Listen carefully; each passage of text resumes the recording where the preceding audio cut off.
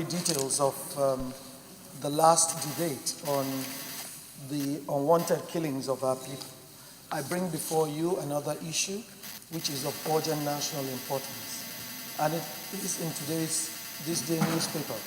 It has to do with the $3.5 billion earmarked as subsidy recovery fund by the NNPC. Mr. President, since 1999, there has always been a budget for subsidy.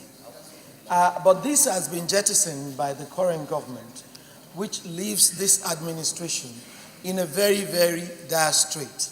What is happening now is that there is a fund named as Subsidy Recovery Fund, which is being managed only by two individuals of the NNPC, that is the Managing Director and the Executive Director of Finance. This fund is too huge for two people to manage. And right now, listen.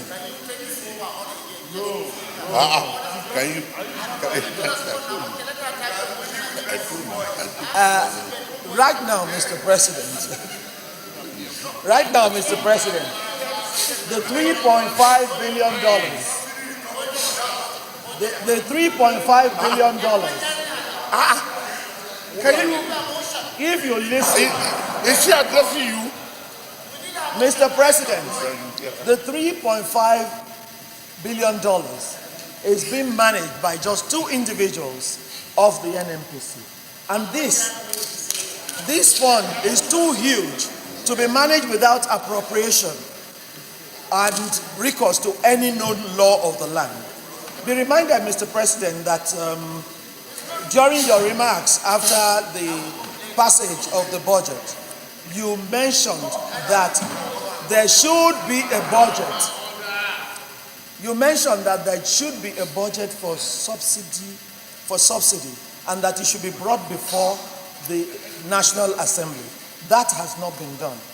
Right now, what has happened is that by the report in today's newspaper, it is almost certain that the $3.5 billion is slush fund, which is just being managed by two individuals, and that is not correct.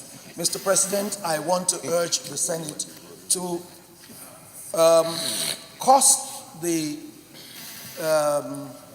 downstream committee, which is Senator Marafa, who is already complaining, to compel the NNPC to come before the committee and explain why this should be so and what has happened to the funds that have been used so far, and the new terminology that is now being used under recovery rather than subsidy approval.